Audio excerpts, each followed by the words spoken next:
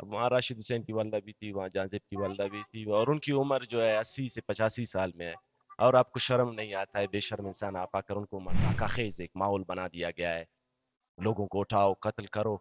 ये इलेक्शन नहीं है, ये सिलेक्शन है, और शर्म आना चाहिए इन बड़े पार्टियों को जो आकर यहाँ पर बोलियां लगाते हैं, अपनी बेटियों को बिठा वो अपने पार्टियों में शामिल करते हैं। इनको भी शर्म आना चाहिए, उनको भी शर्म आना चाहिए, जो इनको गांव गांव शहर शहर ले जा रहे हैं इस वक्त, जब इनको यहाँ होना चाहिए था। आ रहा है ये संभली, ये भी एक मजाक बनाया हुआ है, ये पीछे हमारा अदालत है, ये भी मजाक बनाया हुआ है, इधर से तो कभी अदल काम उम्मीद ही नहीं रख सकती। पॉलिटिकल पार्टीज के लिए भी एक बहुत बड़ा अलमिया है। अगर वो समझते हैं कि बलूचिस्तान का बड़ा मसला बिजली है या गैस है, ये एक बहुत बड़ी गलतफहमी है। बलूचिस्तान का इस वक्त सबसे बड़ा मसला उसका कौमी है और कौमी मसाइल है। होने वाले जो लाठीचार्ज है, हम उसको अपने कौमी गुलामी के उस अमल से ताबीर करते हैं कि ये कौमी गुलामी में इन तमाम कौमों के साथ होता है जो कल रात हमारे साथ है। जी शुक्रिया गिदरुशिया पॉइंट का। अमरोज़ अव्वल से आपका बहुत शुक्रगुजार है, आपने इस धरने को जो एक तहरीक की शक्ल इख्तियार कर चुका है, जो बालाच के बेजा और तावील में कत्ल से शुरू हुआ था। यकीनन एक अफसोसनाक अमल है। रियासतें ऐसी नहीं होती है, रियासतों में ऐसे रवैये नहीं हो सकते हैं। अगर रियासत में ऐसे इदारे हो जो रिएक्शन पर जाए, इदारों में ऐसे लोग हो जो रिएक्शन करे, कल की गिरफ्तारियां या कल के रैली पर जो लाठीचार्ज हुआ है, जो शेलिंग हुआ है, जो हमारी बहनों पर, जो हमारी माओ पर, अब वहाँ राशिद हुसैन की वालदा भी थी, वहाँ जहांजेब की वालदा भी थी, और उनकी उम्र जो है 80 से 85 साल में है। और आपको शर्म नहीं आता है, बेशर्म इंसान आप आकर उनको मारते हो। ये ना आइन पर चलने वाले लोग हैं, ना ये कानून पर चलने वाले लोग हैं, ये फौजियों के गुलाम है। ये हमेशा उनकी चापलूसी करते हैं, ये ज़मीर फरोश है, ये कौम फरोश है।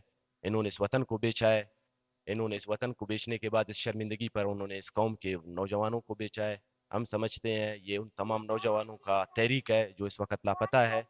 वो सिर्फ लापता नहीं है, वो इस कौम के अजीम सपूत है। वो कुर्बानी दे रहे हैं इस वतन के लिए, इस वतन पर होने वाले मुजालिम के खिलाफ, इस वतन पर होने वाले जिब्र के खिलाफ, इस जुल्म के खिलाफ भी होने वाले जो लाठीचार्ज है, हम उसको अपने कौमी गुलामी के उस अमल से ताबीर करते हैं कि ये कौमी गुलामी में इन तमाम कौमों के साथ होता है जो कल रात हमारे साथ, हम खुद को उससे ताबीर करते हैं। और मैं समझता हूँ बलोच कौम जिस तरह उठी है उसे मजीद आगे जाना चाहिए, अपने हौसलों को बुलंद करने चाहिए, मजीद अपनी माओ अपनी बहनों के साथ। आज हम समझते हैं कि हम एक मिचोर कौम की तरह हम लड़ने के लिए तैयार हैं। अब हम निकले हैं, हम अपने हकूक लेंगे। किसी ऐसे अमल का या किसी ऐसे बयान का, किसी भी ऐसे निज़ाम का हिस्सा कभी नहीं बनेंगे। तो शुरू दिन से एक झूठ है, एक बहुत बड़ा झूठ है, चाहे ये हो चाहे दो कौमें नजरिया हो, ये तो एक बहुत बड़ा झूठ है। इसको तो बिल्कुल आप जिक्र इसका ना करें। बाकी जो इलेक्शंस की बात है उस पे मैं क्या, जाका खेज एक माहौल बना दिया गया है, लोगों को उठाओ कत्ल करो।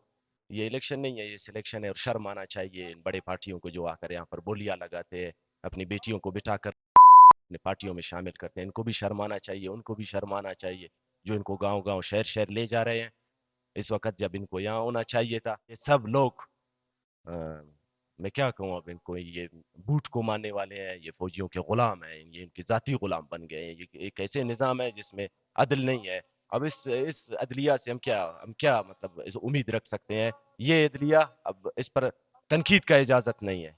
क्यों तनकीद का इजाज़त नहीं है? अब क्यों एहतसाब से बाहर है? एक जर्नल को क्यों एहतसाब के लिए तैयार नहीं है? एक जज एहतसाब के लिए तैयार नहीं है, एक जर्नलिस्ट तैयार नहीं है, एक मीडिया का ऑफिसर तैयार नहीं है, या कोई भी शख्स जो इस निज़ाम में किसी भी तरह से हिस्सेदार है, वो क्यों एहतसाब के लिए तैयार नहीं है? क्या ये मुल्क चंद लोगों के लिए बनाया गया था? हम इसमें गुलाम है किसी के? ये सरजमीन, ये लोग, ये क्या हमें खैरात में मिली है? और मैं समझता हूँ ये इलेक्शन नहीं है, ये एक सिलेक्शन है। अब इस दफ़ा, पिछली दफ़ा कोई और जर्नल ने इनको उठाया था, इस दफ़ा कोई और जर्नल है। ये सारे ज़मीन फरोश है, ये बिक जाएंगे फिर। कोई रुपए पर बिकता है, कोई फीसद पर बिकता है। पॉलिटिकल पार्टीज के लिए भी एक बहुत बड़ा अलमिया है।